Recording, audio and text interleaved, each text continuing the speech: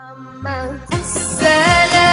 عليك يا رسول الله السلام عليك حبيبي يا نبي الله السلام عليك يا رسول الله السلام عليك حبيبي يا نبي.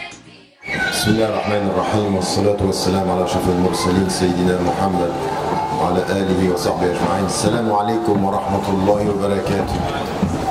Merci d'être aussi nombreux en ce dernier jour. Je m'attendais à un comité plus... En fait, je ne m'attendais pas à deux choses. D'abord, vous soyez aussi nombreux et à Shamseddin Superstar et le groupe là. Alhamdulillah. C'était très beau et je vous remercie d'abord d'avoir été là et puis ensuite à l'organisation de leur avoir donné le temps de pouvoir faire cette intervention. Ça m'a fait penser, en les voyant bouger comme ça, à une discussion que j'avais eue en 1994 avec Cat Stevens. Moi j'étais de l'opinion déjà à l'époque qu'il fallait qu'il revienne à la musique, je lui l'avais dit dès le départ. Il n'y a rien en islam qui l'empêchait de continuer ce qu'il avait fait. Bien entendu il y avait certaines chansons qui étaient ce qu'elles étaient à l'époque avant qu'il devienne musulman, mais le contenu essentiel de ce qu'il avait fait avant est extrêmement beau, très universel, et ma position était de lui dire de ne pas quitter la musique. Et il me disait à cette époque-là que ça n'était pas possible, que lui il était de l'avis que la musique ça n'était pas islamique. Maintenant il en est revenu, mais il m'avait dit qu'il est dans une discussion avec des cheikhs, il m'avait posé la question à partir de quel moment la musique est haram dans celui qui l'écoute. Et il lui avait dit quand on commence à bouger des pieds et à bouger de la tête, là on est parti pour... Les choses évoluent et là quand je les ai vus bouger ça m'a fait sourire. On commence à... Tant que c'est... Alhamdulillah. Et donc je salue ce qu'ils font avec des nouvelles paroles qui associent le tagine à la fondue. Pour être français, et il n'y a que du bien dans cela. Barakallahu fikum.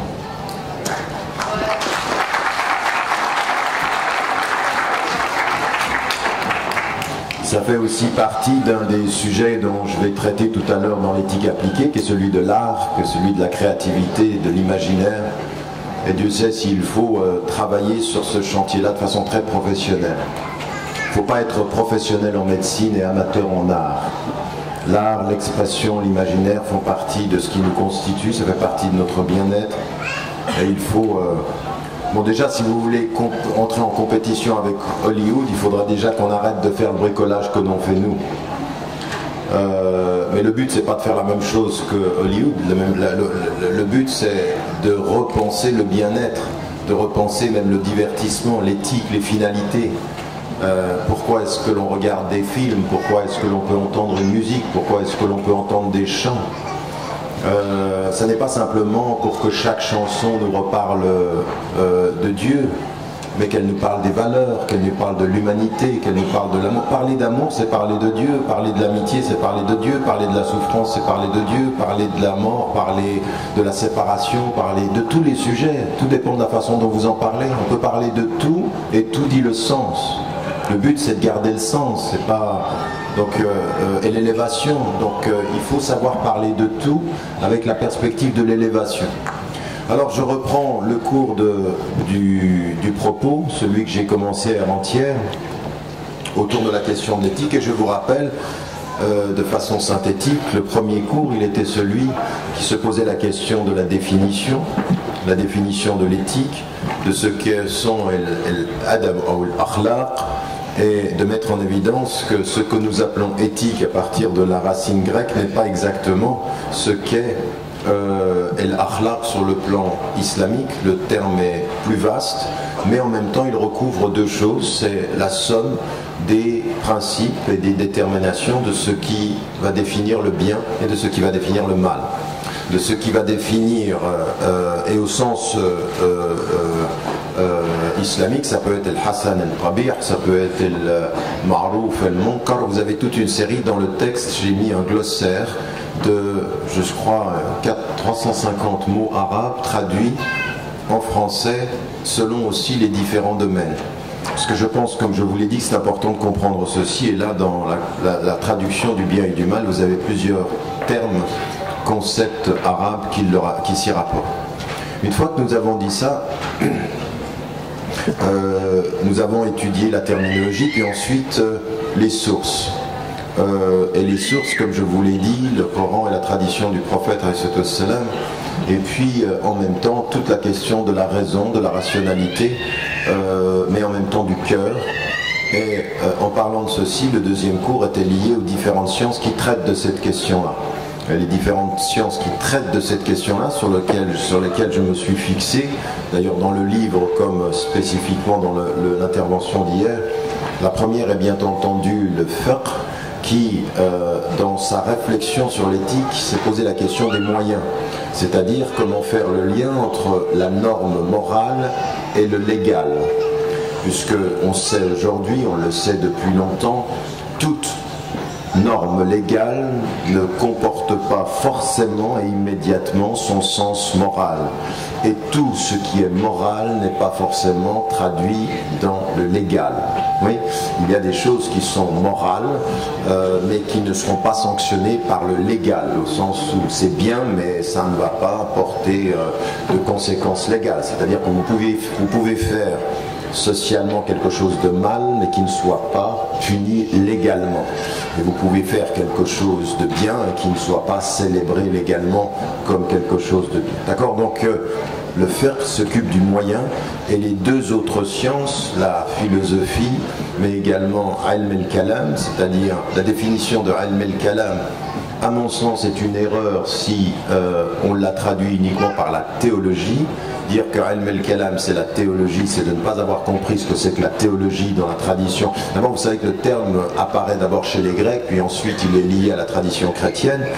Mais la théologie, qui est le discours sur Dieu, ne couvre pas ce que les mutakallimun vont faire. Ils vont parler de Dieu, certes, mais d'abord ils s'occupent de la conception de l'homme, ils s'occupent de la conception du bien et du mal, ils s'occupent des sources, et donc ils sont autant philosophes que théologiens. Donc ilm al-kalam, c'est la théologie et la philosophie associée, la philosophie et la théologie associées, et eux vont s'intéresser d'abord aux sources, c'est-à-dire d'où proviennent nos catégorisations du bien et du mal. C'est ce dont on a parlé hier, en mettant en évidence qu'il faut, de ce point de vue-là, développer une réflexion sur le rapport entre el-aql, c'est-à-dire dans l'ordre de ce que nous avons, et naql, c'est-à-dire les textes, ou al-aql, c'est-à-dire la rationalité. Donc de ce point de vue, vous allez avoir différentes théories, différents courants. J'ai parlé hier de el-mu'tazila, de ceux qui mettent en avant la rationalité, des Ash'ariyya qui mettent en avant la référence au texte, et ceux qui sont en fait, sans qu'on le sache, le courant dont on parle le moins, mais qui sont le majoritaire sans doute d'un positionnement des savants, c'est el-Maturidiyya, c'est-à-dire ceux qui associent les deux comme source. Même si on se positionne parfois comme Ash'ari, quand vous allez regarder les textes, vous apercevez, ou la réflexion, vous apercevez qu'on est beaucoup plus proche de l'association des deux. Le meilleur exemple, je vous l'ai dit hier, était Abu Hamid el-Ghazali. Donc, eux, ils s'occupent des sources, et puis ensuite, vous allez avoir ceux qui s'occupent des finalités de la question éthique, et les finalités de la question éthique, c'est effectivement aussi ce qui va être posé par el-Mutasawwifun, c'est-à-dire les soufis, la tradition soufie, qui pose la question de savoir finalement les finalités de notre relation à Dieu. C'est l'ihsan, c'est tazkiyat an-nafs, et donc ça va être l'association entre la moralité et son application, et suluk, avec cette idée qu'au bout du compte, nous devons, tout le but de notre vie, c'est de se rapprocher de Dieu par la discipline donnant la liberté nous permettant d'atteindre l'amour de Dieu et son rapprochement. Et ce que je vous avais dit également, c'est que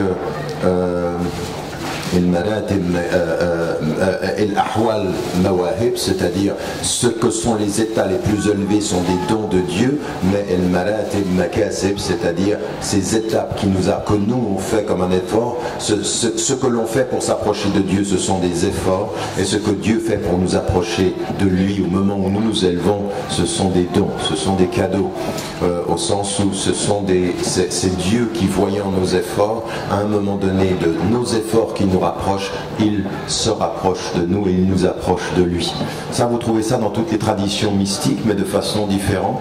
Et là, vous avez donc des sciences qui vont s'occuper des sources, s'occuper des moyens et s'occuper des finalités. Et le problème qu'on avait vu hier, c'est le problème de la fragmentation de ces savoirs. C'est qu'à un moment donné, aujourd'hui, quand on étudie ce que font les fuqaha, ils parlent tous de morale et d'éthique, mais on s'aperçoit que souvent, la réflexion sur le droit perd l'association au sens, à la finalité éthique. On devient parfois des techniciens du droit en ayant oublié l'autre dimension. Et donc c'est pas faux d'entendre les soufis qui disent parfois aux fuqaha, vous perdez le sens, vous perdez le ruh, vous perdez l'amour, vous perdez le sens.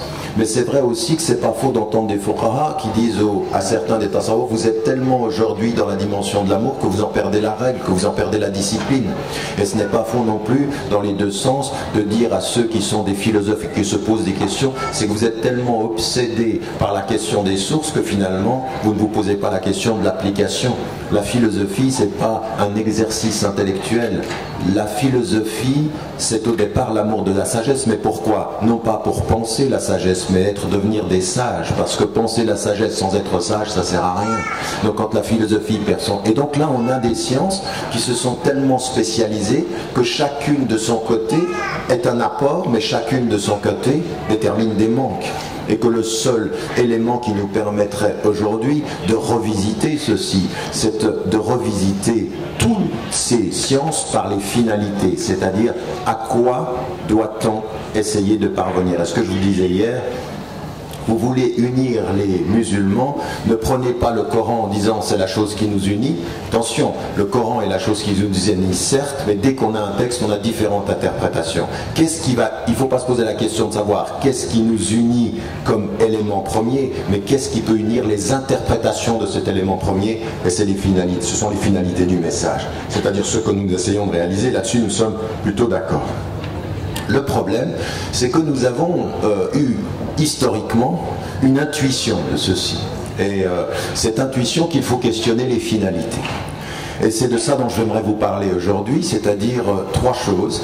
C'est de l'intérieur, ce questionnement par des savants musulmans des finalités, il a évolué. Et puis ensuite de se poser la question de l'universel. C'est-à-dire que nous, en tant que musulmans, nous entendons Allah subhanahu wa ta'ala nous dire qu'il n'a créé,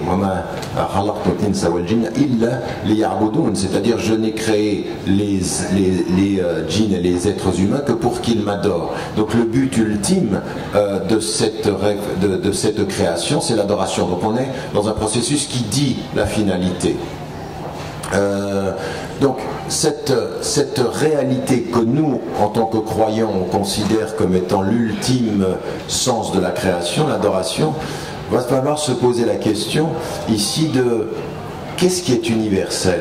Qu'est-ce que nous partageons à partir de notre parcours? Parce qu'il ne s'agit pas de s'asseoir ici et de dire, comme l'islam est la dernière des révélations, et que le prophète, Khatamil Anbiya, il est le dernier des prophètes, donc ce avec quoi il vient, c'est universel. Vous êtes d'accord, vous n'êtes pas d'accord, c'est comme ça. Non, Allah subhanahu wa ta'ala, c'est pas ce qu'il nous dit, et quand il est dit en même temps que le prophète lui-même dit de lui, il dit de lui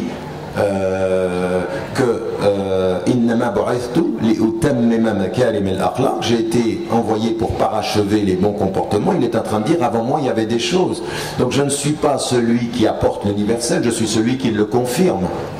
Je confirme, je complète. Oui. Donc cette idée-là, elle est particulièrement importante. Dit, je ne suis pas un innovateur parmi les envoyés. Ce avec quoi je viens vous a été envoyé avant. Et ce avec quoi Adam alayhi salam a été créé, c'est ce avec quoi le prophète alayhi salam, le dernier, va confirmer. Je ne suis que la confirmation de ce qui fut donné au premier. Donc, quand on a cette réflexion-là, nous, il faut qu'on se situe fondamentalement dans les questions morales, dans les questions éthiques, dans les questions de sens. Il faut qu'on se situe en se disant, mais qu'est-ce qui est universel, qu'est-ce que nous partageons avec autrui? Et pourquoi aujourd'hui c'est important? Parce que vous qui vivez en Occident, il ne faut pas entrer en Occident par la petite porte de savoir comment on va être accepté. Non, il faut entrer par la grande porte de savoir ce qui va être partagé. C'est-à-dire ce que nous partageons. Moi, il ne faut pas me demander quand je rentre dans une salle si je peux m'asseoir sur la chaise qui est sur le côté, là, sur le strapontin. Non, non, non, moi je suis là, vous avez entendu la chanson, français. Mais pas français avec le passeport, français avec quelque chose qui est une norme universelle que nous partageons. Mais pour pouvoir dire que nous la partageons, il faut la connaître, il faut savoir de quoi il s'agit. Donc il va y avoir cette discussion là tout à l'heure, puis ensuite nous allons parler de quelque chose qui est la plus grande partie de ce que j'ai à dire aujourd'hui, c'est l'éthique appliquée, c'est-à-dire en fait comment traduire ça dans les différentes sciences qui aujourd'hui posent des vraies questions et de nouvelles questions.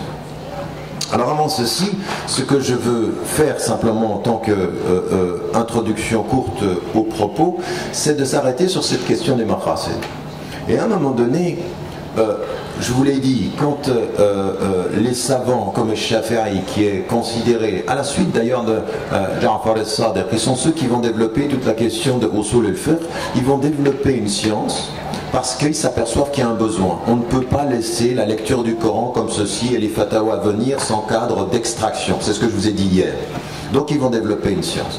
Et puis il y a un certain nombre de savants qui se disent, mais quand on regarde toutes ces règles qui sont présentes dans le Coran, à un moment donné, on s'aperçoit que toutes ces règles-là, elles répondent à des objectifs supérieurs qu'il faudra réussir à extraire.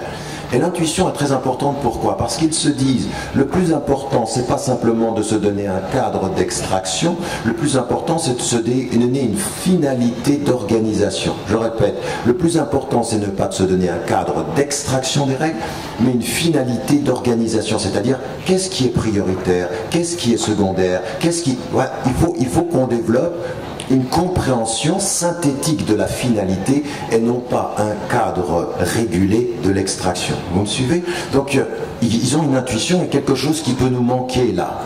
Mais pourquoi? Parce que tout système, et ça s'appelle comment? Ça s'appelle fondamentalement, quand on pense au droit, une philosophie du droit. La philosophie du droit, elle vous dit quelles sont vos sources organisées, quelles sont vos finalités catégorisées. Oui, donc elle vous dit c'est une philosophie du droit, ça s'appelle une philosophie du droit.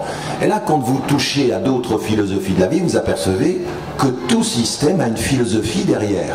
Oui, a une philosophie. Le mot philosophie, c'est pas un sale mot, hein, c'est pas moche comme mot, c'est très joli. D'abord, ça veut dire l'amour de la sagesse, et en plus, ça veut dire organiser l'ordre des valeurs. Or, il y a, à partir des textes qui nous sont donnés, l'organisation d'un ordre de valeurs. Et donc ils vont essayer. Le premier qui va faire ceci, en fait ils sont plusieurs. Et d'ailleurs souvent les chiites, les sunnites prennent ceci comme étant leur... et puis il y a une dispute entre les sunnites et les chiites, entre qui l'a fait. Souvent dans la tradition sunnite, on dit que celui qui va faire ce premier travail de catégorisation verticale et horizontale, c'est Imam el-Haramayn, c'est-à-dire le professeur, celui qui va être le maître de Abu Hamid el-Ghazali, c'est-à-dire el-Juwayni. Et lui, qu'est-ce qu'il va faire? Il va commencer à catégoriser les choses. Il va dire, en fait, il y a des choses dans le Coran qui sont des objectifs supérieurs, des objectifs secondaires, puis des objectifs de troisième niveau. Et il va, en fait, lui, il va en avoir plus que 3, il va en mettre 5, et il va aussi en avoir horizontalement, c'est-à-dire il y a des objectifs qui touchent tel domaine, tel domaine, tel domaine, tel domaine, supérieur, secondaire, troisième, quatrième. Donc il commence à faire ce travail-là. Et là, c'est la première intuition. Abu Hamid el-Ghazali va continuer ce travail-là. El Mustasfa, qui est un de ses livres, qui n'est pas Ihya Ulum el-Din, il va aussi faire ce travail de catégorisation. C'est devenu tellement important dans cette tradition que ça va être repris, et celui qui va faire un travail de synthèse à partir de ceci, il est connu, il a étudié il est un savant européen, européen, en fait, est Shatibi, qui va écrire un livre qui s'appelle El Muwafaqat et qui, lui, va synthétiser tout ceci en mettant en évidence ce qu'on connaît aujourd'hui comme El Daruriyat, El Hajjiyat, El Tahsiniyat, et puis les catégories qui sont l'islam au plus haut niveau de ses objectifs supérieurs. Il est, je les ai rappelés hier, la protection des dînes, c'est-à-dire la religion, la protection de la personne, la protection de l'intellect, la protection de tout ce qui concerne les liens de la famille, c'est nasl, et puis les protections des biens, c'est l'amwal. Et puis je vous avais rappelé que Al-Qarafi, un des savants, avait mis en évidence qu'on pouvait y ajouter l'ard, c'est-à-dire la dignité humaine. Donc un travail qui se pose la question des finalités. Donc non seulement Usul al-Fiqh vont nous poser la question de organiser l'extraction, mais el-maqasid, ce qu'on appelle aujourd'hui el-maqasidiyun, c'est-à-dire ceux qui vont développer la pensée des maqasid. Et Shatibi est l'un d'eux. Vous avez compris une chose dans ce que je viens de dire, c'est que tout ce travail-là, à partir de quelle science se fait-il? Quelle est la science mère qui produit ces sciences qui sont mères de la mère, mais qui sont enfants de la fille? En termes génétiques, je ne sais pas si c'est halal. Donc, vous comprenez ce que je viens de dire? Quelles sont ces sciences? Quelle est la science mère? En fait, c'est le fiqh. Toutes ces sciences-là vont être développées à partir du droit. Je salue au demeurant la présence de notre chef El-Arbi Kashat ici, frère de longue date, mais vous devez savoir qu'avant d'être mon frère et qu'on soit là et que lui m'écoute, c'est le contraire qui a été pendant des années la réalité. Ça a été un de ceux qui, sans le savoir, m'a formé à distance et dont j'ai appris énormément. Et donc, je salue sa présence, barakallahu fik, pour de cette présence ici parmi nous. Donc, qu'est-ce que je disais? Non mais c'est pour le thé, alhamdoulilah. La science mère, c'est le fiqh. En fait, tout cet élément-là va se travailler à partir de quoi? Des savants essayent de trouver des réponses adaptées à l'époque. Et donc il y a des nouvelles situations. Et ils se disent, bien, déjà à l'époque du prophète, le prophète a cette intuition que de nouvelles choses vont apparaître quand il envoie Muaz ibn Jabal et qu'il lui part, il l'envoie au Yémen, il s'aperçoit qu'il y a des situations là-bas, il ne va pas savoir. Il lui dit que sur quoi vas-tu t'appuyer? Sur le Coran, si tu ne trouves pas, sur la Sunna, si tu ne trouves pas, il dit je vais, c'est-à-dire je vais m'en remettre à mon réflexion personnelle. Qu'est-ce qu'il y a derrière ce hadith? Il y a l'idée que de nouvelles circonstances vont devoir être abordées, tu vas devoir réfléchir de façon nouvelle. Mais sur quoi? Qu'est-ce qu'il lui dit? Il lui dit clairement sur comment réguler le comportement humain. C'est donc une question qui est liée au droit et à la jurisprudence d'abord. Et donc c'est sur cette base-là qu'on va développer une réflexion sur les sources et une réflexion sur les finalités. Et tout ceci est légitime, donc des savants produisent des nouvelles sciences. Le problème, c'est que à partir d'un certain moment, ces sciences-là vont se couper des deux autres réflexions qui sont importantes. C'est-à-dire la question philosophique de quelles sont les sources qui vont développer les finalités. Parce que si la raison est les sources du droit, à un moment donné, la raison doit pouvoir développer aussi les finalités du droit, sans que forcément ça nous vienne du texte. Il faut qu'on travaille.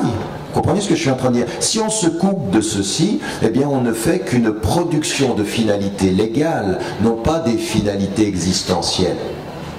Et ça c'est tellement important qu'en même temps il faut aujourd'hui se poser la question de est-ce que toute la notion des maqasid est les maqasid de la légalité ou les maqasid de la charia, au sens non pas de la charia qui est la loi, mais charia qui est la voie, c'est-à-dire comment on revient à Dieu. Et celui qui a cette intuition-là, étonnamment, celui dont je vous ai parlé hier, c'est Ibn Taymiyyah, qui répond à Abu Hamid al-Ghazali et qui dit, attention, parmi les objectifs de l'islam, il y a toute la dimension intérieure. Et le travail qu'a fait notre professeur en Malaisie, Kamali, qui a fait tout ce travail, qui a ouvert le champ de la réflexion sur les maqasid, il met en évidence une chose importante, c'est que, étonnamment, contrairement à tout ce que disent les salafis qui ont réduit Ibn Taymiyyah à leur mauvaise lecture, lui, qui est un mystique dans sa formation, il dit non, parmi les maqasid de la charia, il y a tazkiyat an-nafs. C'est pas légal ça, c'est profond, c'est l'essence. Et là on retrouve ce que je vous disais hier, c'est-à-dire le lien avec la tradition mystique. C'est qu'en fait, on ne peut pas réduire les objectifs de l'islam aux objectifs de la loi. Il faut insérer les objectifs de la loi aux objectifs supérieurs de la charia comme voie. Je ne sais pas si vous comprenez ce que je suis en train de dire, parce que ça c'est capital. C'est-à-dire que la science mère a certes produit des finalités, mais il faut aussi qu'on se pose la question des finalités à partir d'une vision beaucoup plus ample de ce que l'islam attend de l'être humain, sur le plan intime, sur le plan intellectuel, sur le plan scientifique. Pourquoi je dis ça ? Parce que si on continue aujourd'hui à ne penser les finalités de l'islam que sur le plan légal, sur le plan scientifique, nous sommes perdus. Perdus. On ne règle pas la question du savoir par la question de la loi. On règle la question des savoirs par l'éthique du savoir, c'est-à-dire le sens de la connaissance, pas par la loi. Ou alors on devient des censeurs et on revient à l'époque de l'Église catholique romaine qui par décret décidait « vous ne cherchez pas ». Ce qui a bouleversé les philosophes en Occident, c'est-à-dire qu'à un moment donné, ce qui a été le scandale de la pensée, c'est ce qu'on dit que Galilée a dit et qu'il n'a pas dit, mais le fait qu'on pense qu'il l'ait dit du sens de ce qu'il a pu penser. C'est qu'à un moment donné, on lui demande de retirer son idée sur le fait que c'est la Terre qui tourne. Et vous savez ce qu'il dit après le procès, quand on lui demande de retirer cette hérésie, il dit « et pourtant elle tourne ». Ça veut dire « votre foi dogmatique n'aura pas raison de la science ». Et nous, c'est tellement important pour nous que nous sommes persuadés en principe au départ que rien de ce qui est scientifique n'ébranlera la foi de ceux qui croient. Parce que plus de science, c'est mieux dans la foi. Vous voyez qu'on est dans une question fondamentale ici.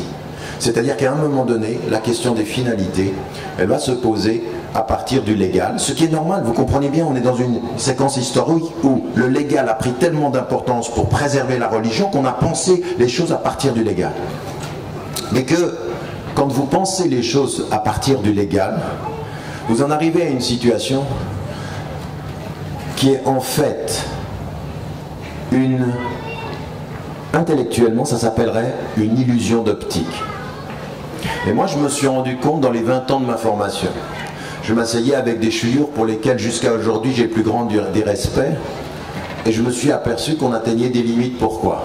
En fait, vous voyez, avant-hier j'ai fait une conférence, on est quel jour aujourd'hui ? Lundi, oui, avant-hier donc. J'ai fait une conférence en laissant entendre que la présence de l'islam et des musulmans sont une bénédiction et devrait être une bénédiction pour la France. Mais je vais vous dire une chose. Je pense que notre présence à la périphérie du monde musulman et du centre, notre présence en Occident, notre présence en Asie, est une formidable bénédiction pour le réveil intellectuel de l'islam et des musulmans dans l'islam. Et moi, c'est mon expérience ici qui m'a amené à des choses particulièrement importantes. C'est-à-dire qu'à un moment donné, j'ai été formé par des savants en Égypte. Je passais des heures, moi c'était des heures de cours individuels pour avoir l'ijaza. Le professeur est extrêmement discipliné, c'était très dur et ça demandait une discipline intellectuelle, étape après étape. Et j'avais des savants, ils me parlaient de l'islah, ils me parlaient du tajdid, ils me parlaient de l'ijtihad, ils me parlaient de tous ces concepts-là. Et je me suis aperçu que vraiment ils étaient intellectuellement très éveillés. très en mouvement. C'est-à-dire que j'ai pas eu de savants qui me répétaient. Non, mes savants de formation, ils étaient éveillés, ils posaient des vraies questions, ils avançaient. Et essentiellement, puisque le départ de ma formation, c'était le fiqh, le droit et la jurisprudence. Ils avançaient. Mais à un moment donné, l'intuition de leur... Écoutez bien où est l'illusion d'optique. Je voyais bien qu'ils avançaient. Je voyais bien qu'on avançait, qu'il y avait des nouvelles réponses. Mais en même temps, toujours à partir du droit.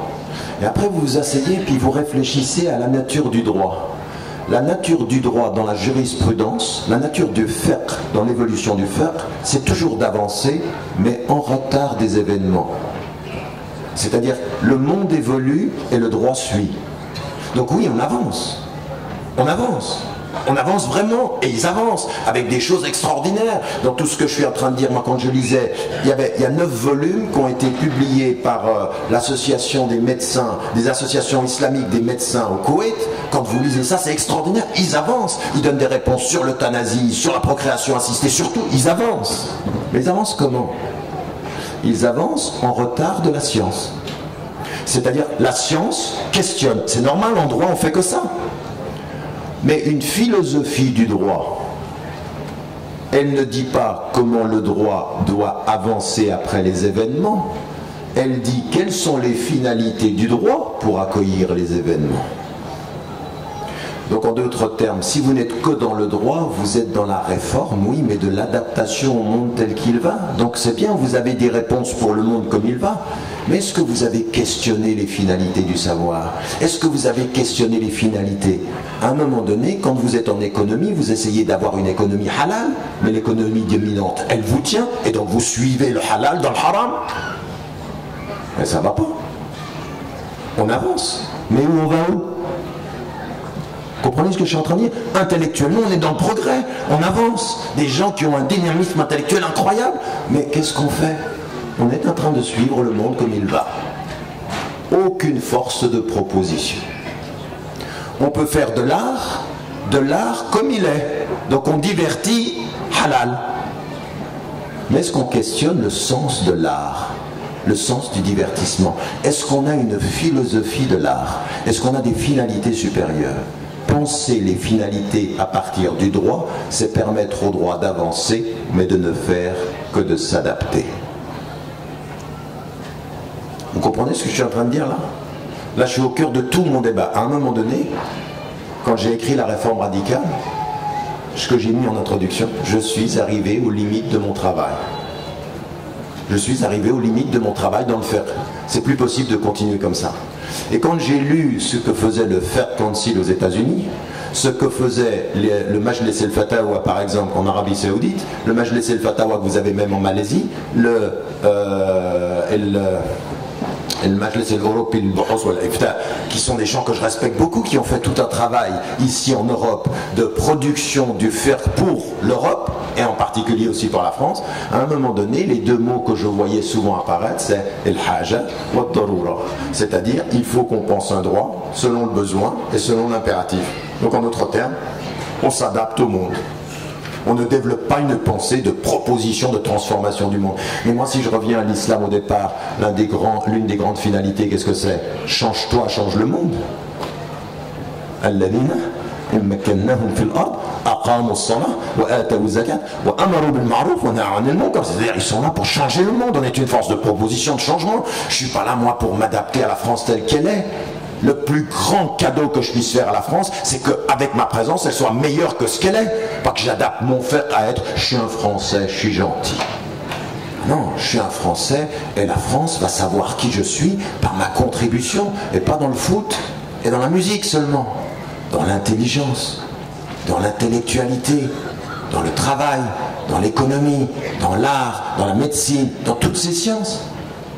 Donc, ce qui nous a porté historiquement, regardez bien, des choses qui furent nécessaires historiquement peuvent devenir des obstacles si nous ne les reconsidérons pas. Raison pour laquelle il faut parfois avoir le courage de questionner les normalités ou les habitudes que nous avons eues.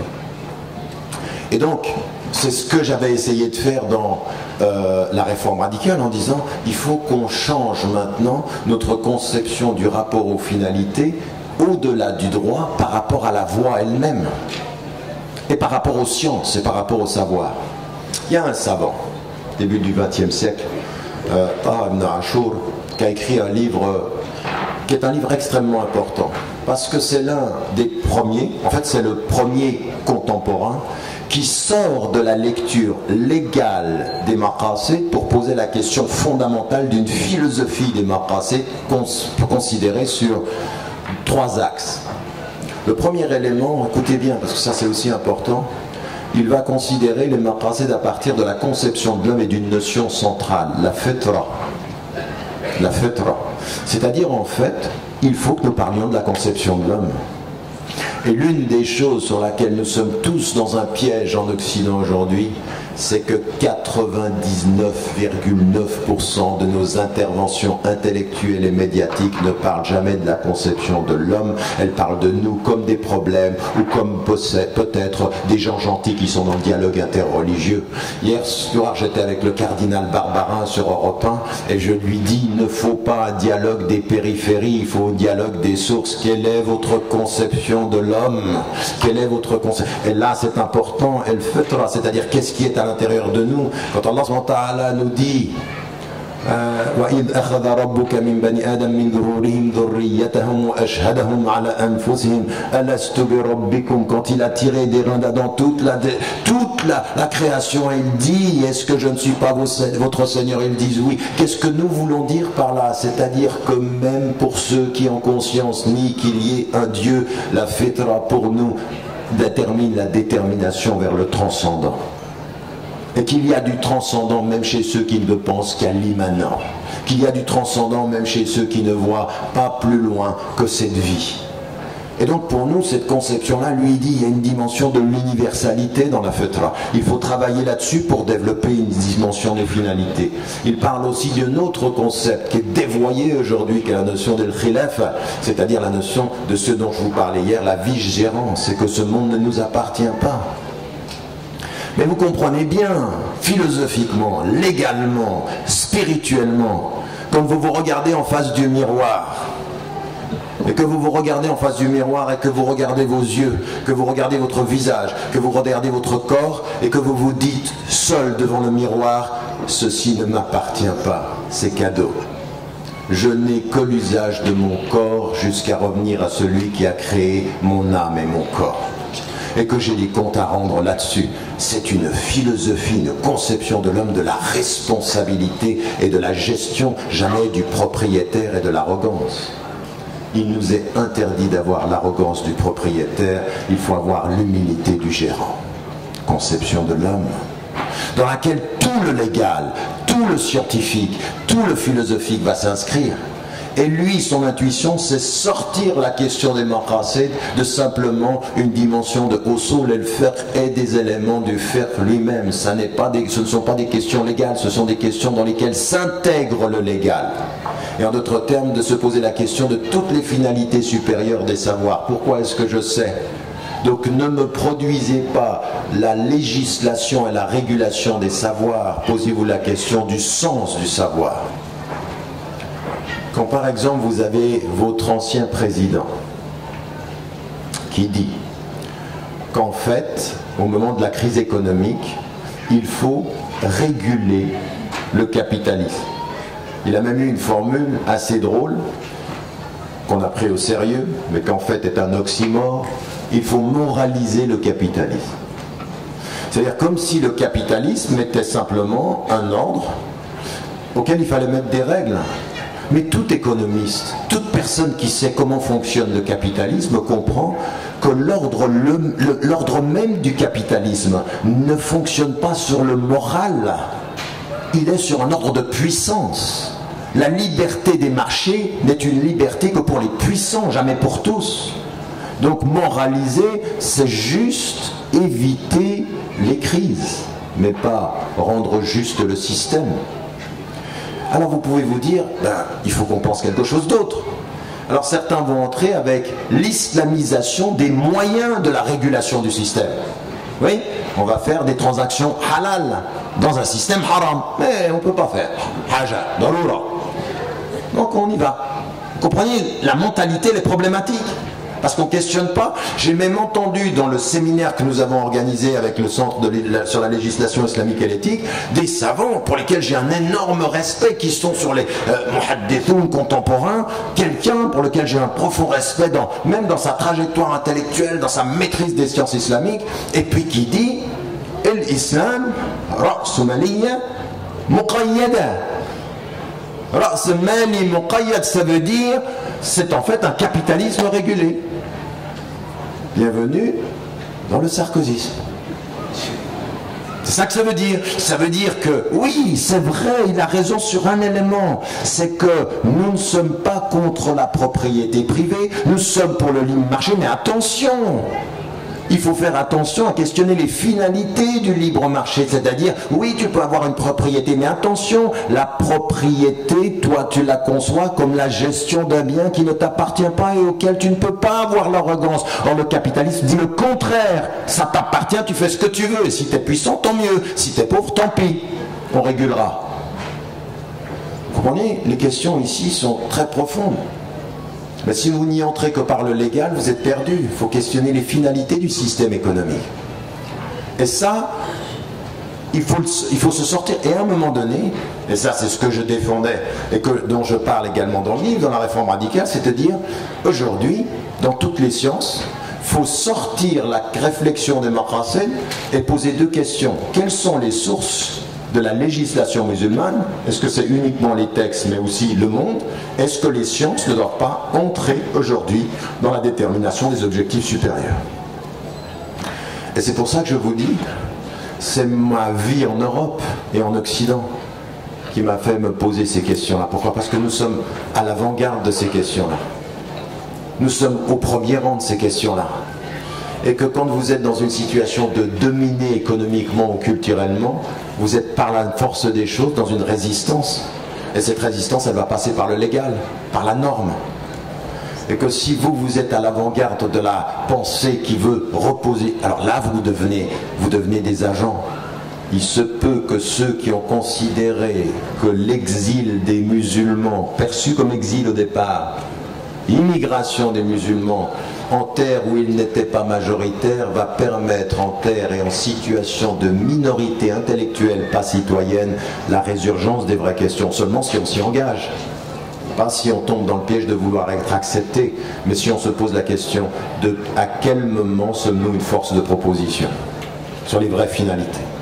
Donc, ce que je veux dire par là, c'est qu'on a des sciences qui se sont élevées et que toute cette question des finalités, il ne suffit pas que vous ayez compris ce que j'ai dit hier en disant c'est par les finalités qu'on unit les différentes sciences.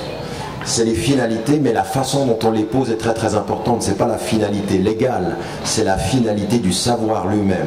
C'est la finalité de l'agir humain dans la compréhension de ce que c'est qu'un être humain devant le transcendant et parmi les hommes. Tout ceci en disant que le plus aimé d'entre nous auprès de Dieu, c'est le plus utile à l'humanité parmi les hommes.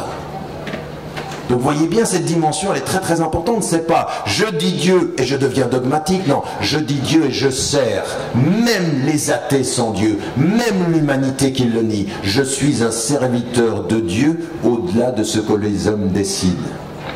Donc je sers les hommes. Et c'est là où je trouve son amour.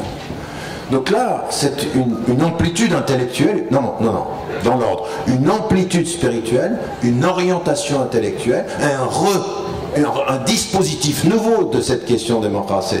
Il ne faut pas lier la question démocratie au FERC seulement, ou au Soul el FERC seulement, il faut la ramener au degré supérieur de notre rapport au texte sur notre conception de la charia elle-même.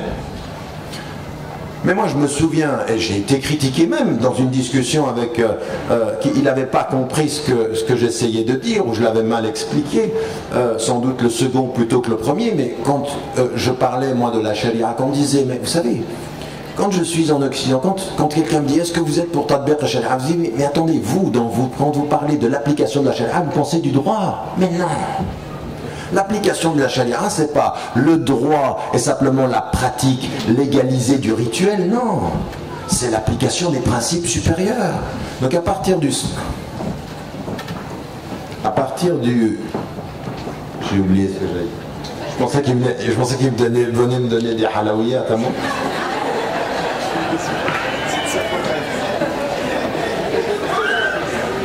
tu mets les halaouillates dans mon dos, toi. C'est pour les prendre après, c'est ça?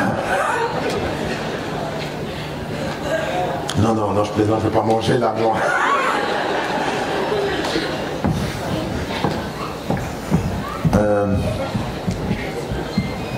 Donc, de dire, par exemple, mais comprenez bien, dans ma présence en Occident, dans votre présence en Occident, on est déjà dans cette perception de la charia. On est déjà dans l'application de la charia, mais l'application au sens de l'amplitude spirituelle.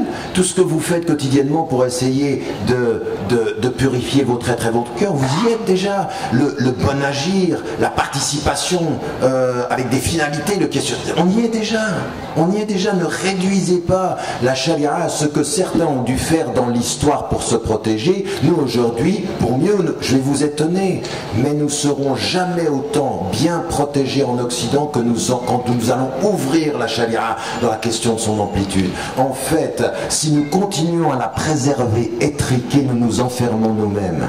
En fait, c'est nous-mêmes, nous devenons le problème de notre propre enfermement. L'amplitude, les vraies questions. Et quand vous parlez comme ceci, je peux vous dire que partout où vous allez, les gens, ils écoutent parce que, en fait, c'est la fitra, c'est l'universel, il est intime, il n'est pas dans l'imaginaire comme ça, c'est pas l'universel des grands. Non, il est à l'intérieur. L'universel de l'intimité est beaucoup plus fort que l'universel des idées abstraites. Mais donc il faut revenir là, il faut que cette amplitude-là, spirituelle, nous la mettions là, nous la concevions là. Mais encore une fois, comprenez-moi bien, c'est pas pour plaire aux gens, c'est pour être fidèle à soi-même. C'est vraiment, comment est-ce que... C'est ça que je disais, l'éthique, c'est pas comment on est accepté, c'est comment on est en paix avec soi-même, puisque pour moi, ce que je vous disais hier, et c'est la valeur ultime, c'est l'expression ultime de notre cheminement. Donc ça, c'est un élément sur la question des maqasid sur lequel je voulais parler et qui fait qu'aujourd'hui, tout ce que j'essaye de faire avec d'autres savants, en essayant de ramener les savants du texte et du contexte, c'est de mobiliser les énergies intellectuelles pour repositionner le cadre de cette triple relation, les sources, l'éthique et les finalités. Oui, mais pas à partir d'une science, mais en commençant à travailler au-delà des différentes sciences pour trouver le point d'accord. Et le point d'accord, ce seront les finalités, le moyen, ce sera le questionnement éthique et la réflexion sur les sources, texte et rationalité. Et comprenez bien ça aussi, je veux dire, c'est pas texte et rationalité, c'est pas les Mu'tazila. Je veux dire, il y a 10 volumes, dont un en particulier est extraordinairement intéressant sur la question de la compréhension du cœur, de Ibn Taymiyyah, sur la relation entre le naql et l'aql, c'est-à-dire entre le texte et la rationalité. C'est pas, je veux dire, quand, vous savez, il faut être puissant intellectuellement pour dire aux musulmans, arrêtez d'être influencés par la logique grecque. C'est ce que fait Ibn Taymiyyah, il sait de quoi il parle. Il sait de quoi il parle. C'est-à-dire qu'il est à un moment donné, attention, nous sommes dans une espèce de... Et vous savez ce que dit Ibn Taymiyyah au XIVe siècle, c'est une chose tout à fait intéressante. Au-delà de tout ce qu'on peut penser et dire, il y a un homme qui va se convertir à l'islam. Dans son projet, au départ, il est marxiste, puis chrétien, puis il vient à l'islam, qui a été diabolisé en France pour le texte qu'il a écrit sur Israël et sur la question du négationnisme, Roger Garaudy.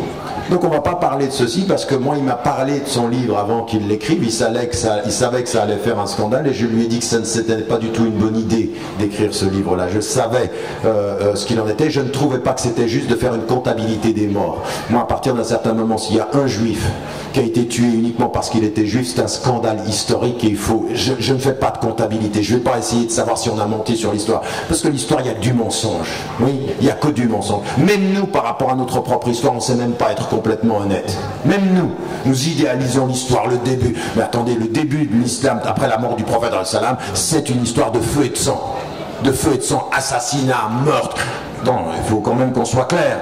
Donc à partir d'un certain moment, il n'y a que Dieu qui soit au-dessus de l'histoire. Dans l'histoire, il n'y a que des hommes avec leurs erreurs et il faut être honnête. Donc je ne pense pas que ce soit cette combat. Je préfère par contre pouvoir parler de ceux qui à Paris, à la mosquée de Paris, ces gens tout à fait courageux qui ont fait des attestations de conversion pour sauver des juifs alors qu'ils étaient exterminés. Moi je suis de ce côté-là de l'histoire, je ne peux pas commencer à comptabiliser. Mais le deuxième élément qui est important, c'est que lui il écrit un livre qui s'appelle Biographie du XXe siècle. il parle de sa propre vie. Et à un moment donné, il a l'intuition, lui, dans son parcours à lui, il ne connaît pas Ibn Taymiyyah, il ne l'a pas lu, mais il a l'intuition, lui, d'une chose qui dit la logique grecque, la question de l'être a été l'un des éléments et l'un des facteurs qui a le plus influencé la pensée occidentale et qui l'a empêché de comprendre le rapport à la vérité. Eh oui, ça vient même de l'intérieur, lui avec son parcours philosophique, et il dit quelque chose au XXe siècle que Ibn Taymiyyah considère comme essentiel dès le Moyen-Âge, à savoir le XIVe siècle. Donc vous voyez, on est ici dans des réflexions qui sont fondamentales sur le plan philosophique. Et ce que je veux mettre ici en évidence, c'est qu'il faut sortir de ceci et poser les vraies questions. Maintenant, le deuxième élément sur lequel j'aimerais insister, donc c'est qu'à partir de cette réflexion-là, on s'aperçoit que notre réflexion sur les maqasid, sur les cinq et tout ceci, elle doit être beaucoup plus développée. Elle doit s'orienter non pas simplement sur la structuration de nos rapports au texte, mais sur l'élaboration à partir des savoirs contemporains aussi. Donc il faut les intégrer à cette réflexion. Il n'y a pas d'éthique qui soit une éthique du sens si nous ne questionnons pas le sens à partir des savoirs. Mais nous ne pouvons pas questionner les savoirs uniquement par la régulation des savoirs, par le fait de légiférer sur le savoir. C'est aussi stupide de légiférer uniquement sur les savoirs en pensant qu'on va donner une orientation que de légiférer sur l'histoire ou sur l'interprétation de l'histoire. C'est quand même assez fou qu'on ait des lois pour vous dire vous ne pouvez pas dire ça sur l'histoire. Dire votre loi Guesso, c'est un scandale intellectuel. Et dire attendez, vous dites rien, là, ça ne se discute pas. Non, tout se discute en histoire. Donc on peut ne pas nier l'extermination des Juifs, mais on peut questionner autant. Donc l'un ne va pas... Vous voyez, vous pouvez être contre le calcul, mais vous devez dire, laissez les gens réfléchir. En plus, en disant ceci, je ne suis pas le seul. Il y a énormément d'intellectuels qui trouvent ça complètement fou. La France, plutôt, de ce point de vue-là, avec la Belgique, fait exception sur la question de questionner l'histoire. On ne fait pas des lois sur l'histoire, et il ne suffira pas de lois sur le savoir pour pouvoir aller dans ce sens-là. Une fois que j'ai dit ceci, je continue maintenant la réflexion en disant, voilà, ce qu'il faut que nous fassions, c'est-à-dire nous développions un nouveau type de rapport aux objectifs, un nouveau type de rapport à l'éthique. Et ça m'amène à ces deux éléments-là, c'est que où est-ce que nous allons, où est-ce que nous discutons pour ce qui nous concerne de la question de l'universel? Eh bien, c'est au centre, à partir de notre conception de l'homme, notre conception de la fitra, notre conception comprise de El Khilafa, au sens de ce que je dis, pas au sens de ce qui a été détérioré maintenant. Inni ja'ilun fil ardi khalifa, c'est-à-dire je vais établir un vice-gérant sur la terre. Qu'est-ce que ça veut dire que cette conception-là? Quelles sont les finalités de notre vie? Comment est-ce qu'on va être avec Dieu? Comment est-ce qu'on va être avec la nature? Comment est-ce qu'on va être avec les animaux? Comment est-ce qu'on va être avec nos semblables? Comment est-ce qu'on pense un projet social? Tout ça, ce sont des objectifs extraordinairement importants qui se pensent à partir des concepts généraux et non pas à partir de la loi seulement. Ça n'est pas le halal et le haram qui nous donnera des réponses à ça. Et quand on est dans cette question-là, eh bien là, on est dans l'universel commun. C'est pourquoi, moi, pendant pratiquement 20 ans, j'étais dans le dialogue interreligieux et on discutait de nos valeurs communes. Et je pense aujourd'hui qu'il faut un dialogue des centres, du centre de nos conceptions, pas de la périphérie de nos valeurs. C'est-à-dire que nos valeurs, elles ont un sens par rapport au centre, à ce qui donne le corps à notre conception de l'homme, de Dieu. Nous devons pouvoir parler de notre conception de Dieu. Ça veut dire quoi? Vous vous rendez compte, ça veut dire quoi? Quand je parle à Dieu, il n'y a pas d'intermédiaire. Je n'ai ni besoin de prêtre, j'ai pas besoin de Jésus, j'ai besoin, et même à des moments, j'ai même pas besoin de moufti, parce que mon cœur a la réponse. Et le prophète, il dit, Estafti qalbak, demande à ton cœur. Il y a une immédiateté. Si on te parle, si mon serviteur te demande, je suis proche, parle-lui, il te répond. Ça, c'est une conception extraordinairement puissante. La confiance, c'est tawakkul ala Allah, c'est un tawakkul de la proximité. Un tawakkul de la nécessité intellectuelle de faire l'effort, en sachant que au-delà de la puissance de faire l'effort, sa puissance à la force de changement, c'est un message extraordinairement positif, optimiste, c'est possible. À la fin du livre sur la réforme radicale, je dis tout est toujours possible. Nous n'avons pas, nous, à désespérer de ça. Donc c'est une conception qui va nous retrouver. Et là, vous trouvez, de ce point de vue-là, des choses très très importantes dans le dialogue des centres, du corps de notre réflexion. Et c'est ça que nous devons développer aujourd'hui. Au cœur de nos sociétés occidentales, nous devons développer un nouveau type de réflexion commune, un nouveau type de transversalité avec les juifs, les chrétiens, les bouddhistes, les hindous, et avec des athées qui ont ces questions. J'ai vu chez des athées des réflexions sur les finalités beaucoup plus profondes que ce que je vois chez certains musulmans qui sont totalement obnubilés par le halal haram mais qui ne voient pas l'objectif, qui ne voient pas où on va. Et vous avez des gens qui ont de ce point de vue, ou alors même le rapport au pouvoir. La réalité, c'est qu'il faut qu'on soit clair. Les occidentaux ou les musulmans contemporains ont un vrai problème avec le pouvoir. C'est pour ça qu'on en parle peu, mais on a un vrai problème. Soit on a peur, soit on le détourne, soit on a un problème. On a un problème même avec l'autorité religieuse, au bout du compte. Qu'est-ce qui fait que vous écoutez quelqu'un? On avait dans notre conférence internationale récemment en Belgique, on avait quelqu'un qui s'est converti à l'islam, qui est professeur à Georgetown University, puis qui a fait une étude sur qu'est-ce qui donne autorité à un savant par rapport à la communauté musulmane. Et il s'appelle Jonathan Brown. C'est quelqu'un quelqu'un d'abord qui est très très bien formé en hadith, qui parle l'arabe, le français, l'anglais, qui a une formation extraordinaire, et il a écrit ceci, il nous rapportait des statistiques. À un moment donné, ce qui est absolument fou, c'est qu'en fait, l'immense majorité, pratiquement 3/4 des musulmans, suivent un savant quand le savant dit ce que eux pensaient avoir entendu être juste. Donc en fait, c'est pas le savant qui vient vous donner une parole de vérité et que vous dites attendez, là c'est là. Ah non, ah ben là oui, bien, bien. C'est ce que je pensais d'ailleurs. Là vous en riez, mais au niveau de la communauté, il y a un vrai problème. À partir de quand faites-vous confiance à quelqu'un quand vous l'écoutez? Par la structuration de son argumentaire ou par l'adhésion de votre perception? C'est pour ça que certains, quand ils me voient, ils nous disent les musulmans d'aujourd'hui, leur problème, c'est qu'ils sont à la recherche d'un leader charismatique.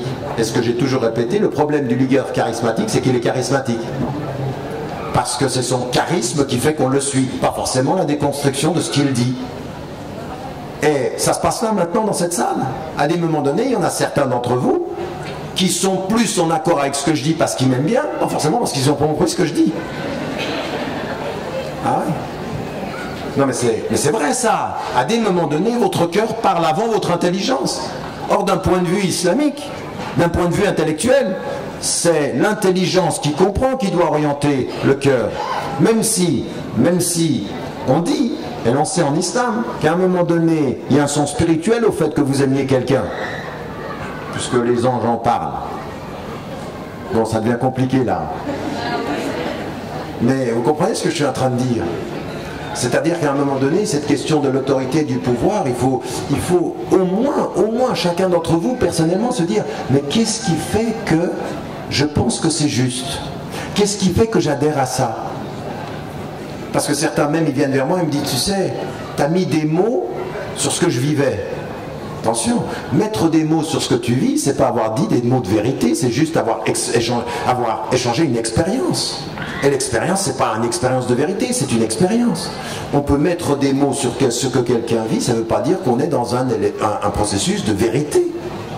Donc là, on est aussi dans quelque chose qu'il faut déterminer dans le fond. D'accord?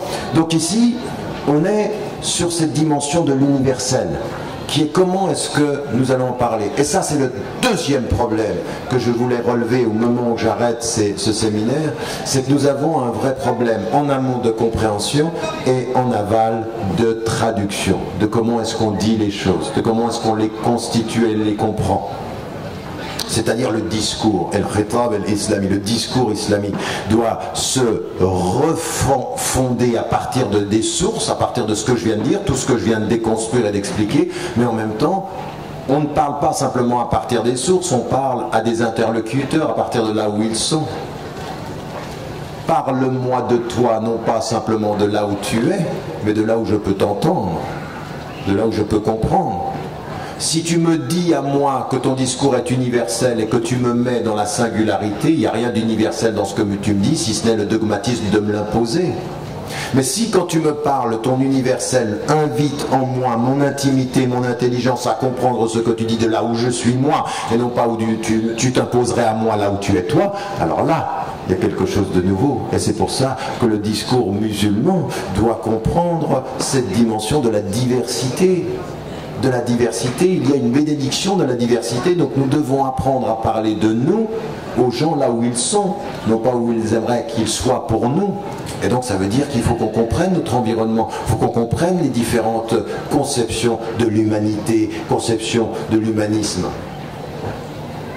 Un musulman qui parle à un athée et qui ne se fait pas comprendre de l'athée, ça n'est pas la faute de l'athée. Un musulman, un discours musulman en Occident qui ne se fait pas comprendre en Occident, ça n'est pas la faute de nos concitoyens, c'est de la nôtre. C'est de la nôtre. Nous sommes responsables d'être audibles. Audible. Et quand Ali karramallahu wajha il dit parlez aux gens à la mesure de l'intelligence, leur intelligence c'est pas est-ce que tu es bête ou intelligent, c'est ton... Oui, parce qu'il y en a qui le comprennent, alors lui il comprend rien, on va rien lui dire. Non, la culture, la psychologie, le contexte, l'environnement, c'est de ça dont il s'agit. Il faut parler aux gens à ce niveau-là. Et à un moment donné, regardez, rester au centre de soi et savoir se décentrer pour autrui, en ayant un seul discours. Islamiquement, c'est une fatwa. C'est une fatwa. Vous avez l'interdiction d'avoir un double discours. À partir de ce que je viens de dire sur ce discours-là, on en arrive au dernier élément, c'est l'éthique appliquée. Et dans ce qui avait été l'intuition du livre que j'avais écrit sur la réforme radicale et puis de ce dernier-là, c'était de lire dans l'éthique appliquée, si on veut sortir du droit, il faut intégrer les sciences. Et donc, on a commencé à développer dans 11 domaines. Alors, il y a le domaine de l'éducation, il y a le domaine de l'économie, de l'art, de la psychologie, des médias, de l'environnement, de l'économie, de la psychologie. J'ai dit, il y a 11 domaines, pour ceux que ça intéresse, vous verrez ceci dans les fleurs, on a travaillé là-dessus. Mais ce que je voulais dire par là, c'est que dans l'éthique appliquée, l'une des stratégies était laquelle? Amener des savants du texte, ulama el-nusus, et ulama el-waqi', c'est-à-dire des savants du contexte. Et j'ai fait exprès de les appeler ulama parce que il y a dans les mots des acceptions de pouvoir. Quand en arabe vous dit alim et khabir, c'est pas pareil. Là c'est un spécialiste et là c'est un savant. Et quand vous revenez au Coran,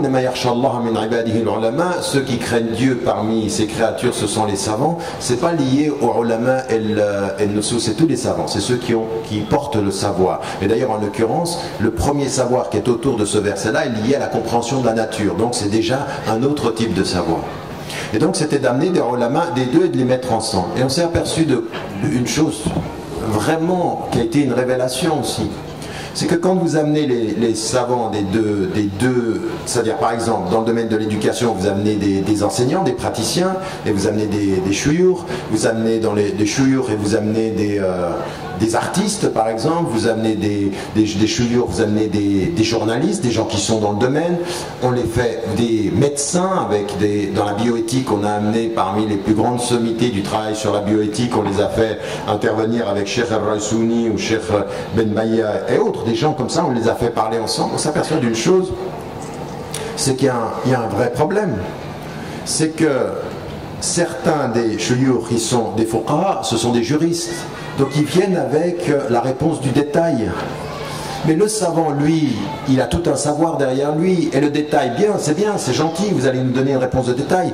Mais la vraie question, les vrais fondements de cette science et la relation de cette science avec les autres sciences. En d'autres termes, c'est bien beau de parler de l'environnement et de dire, vous savez quoi, dans l'islam, c'est très très important. Regardez les hadiths, regardez l'attitude du prophète, tout nous porte à respecter la nature, à respecter les animaux. Tout ça c'est vrai. Mais à un moment donné, si votre seule réponse à l'environnement, c'est de dire aux musulmans, respectez les animaux, respectez... Et vous ne comprenez pas que vous êtes dans un monde qui est devenu complexe, que les sciences interagissent, qu'il n'y a pas d'environnement sans question sur l'économie, que si vous ne faites dans l'économie que islamiser les moyens, vous ne comprenez pas que c'est les finalités de l'économie qui seront, elles, les réponses à respecter la nature. Si vous ne questionnez pas les finalités de l'économie, vous ne respecterez pas la nature, car l'économie, c'est faire plus d'argent dans la régulation de moins de crises pour les hommes, mais pas de respect de la nature. D'ailleurs, les plus grandes économies mondiales ne signent pas les traités qui sont liés. Donc on le sait ceci. Donc il faut complexifier le rapport aux sciences, pas arriver avec la petite fatwa qui dit halal haram. Il faut une vision des finalités.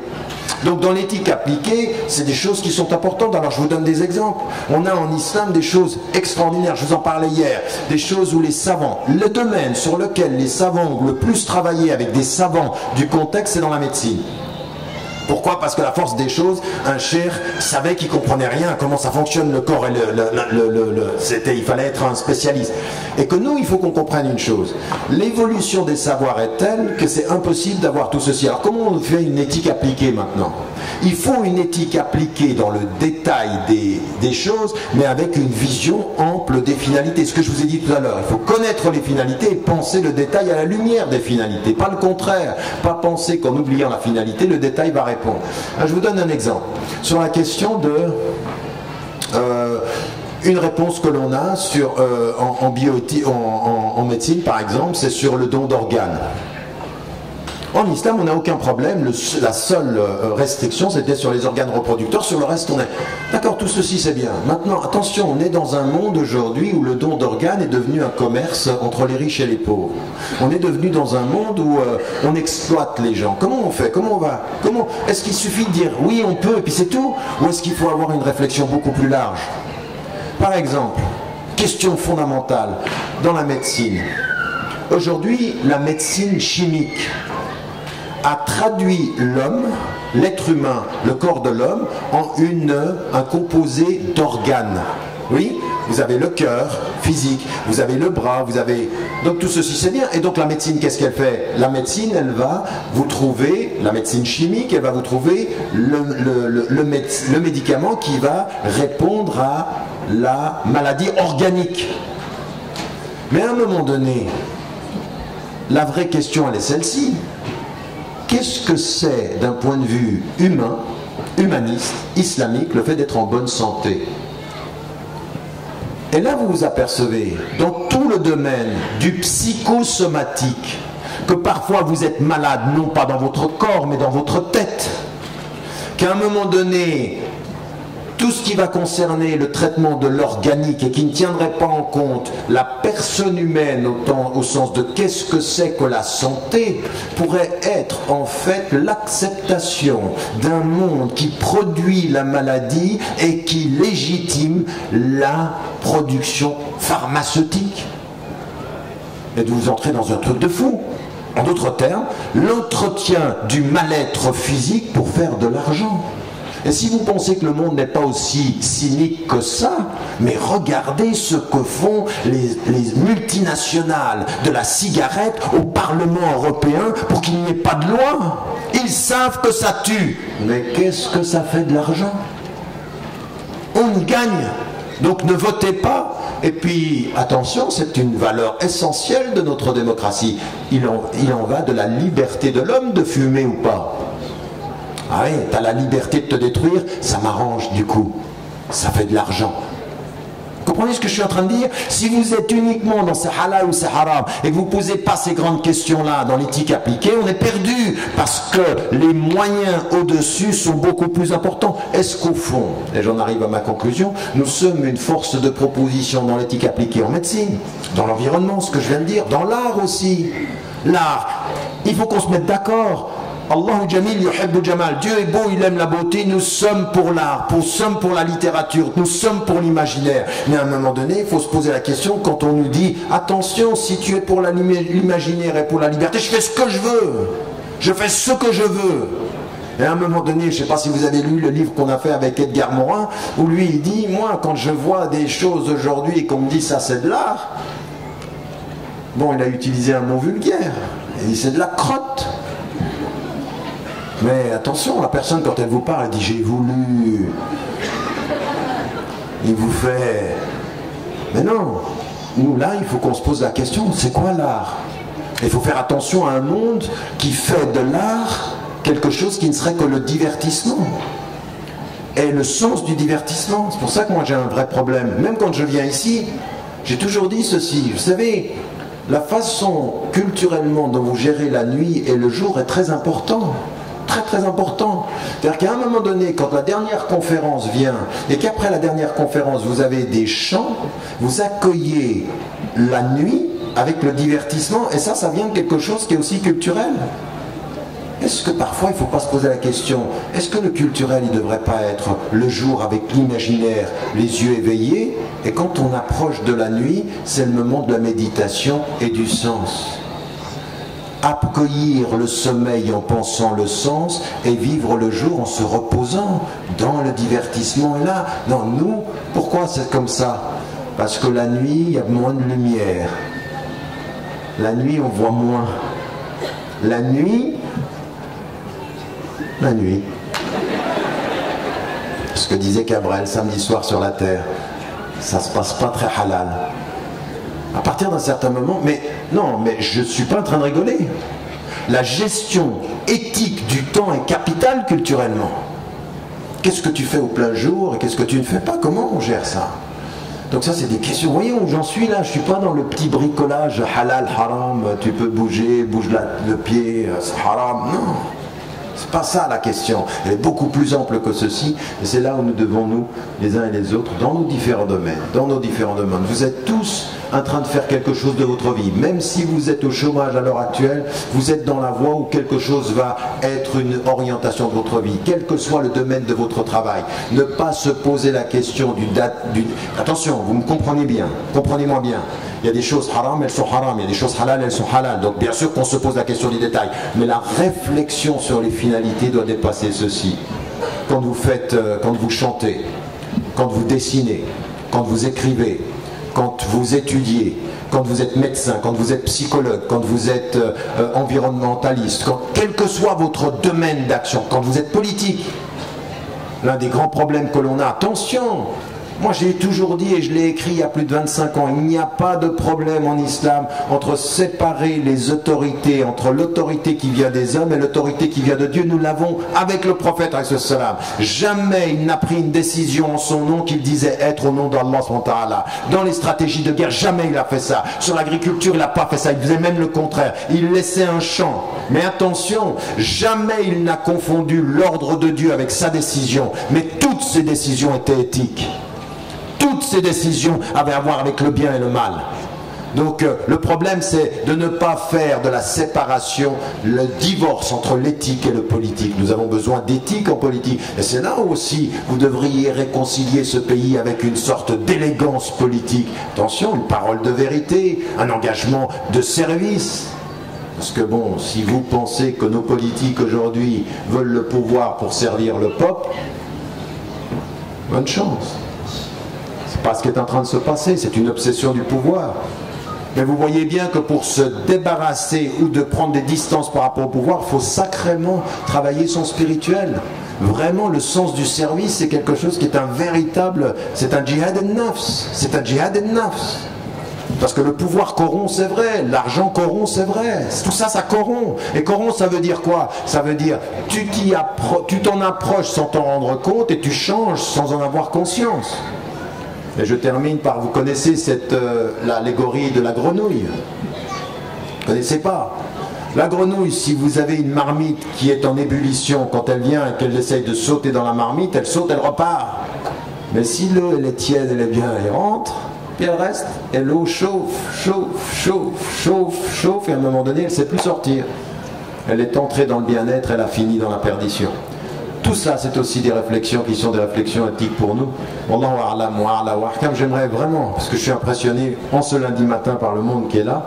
Donc merci de votre présence et de votre fidélité. Salam alayka ya Rasulallah. Salam alayka habibi ya Nabi Allah.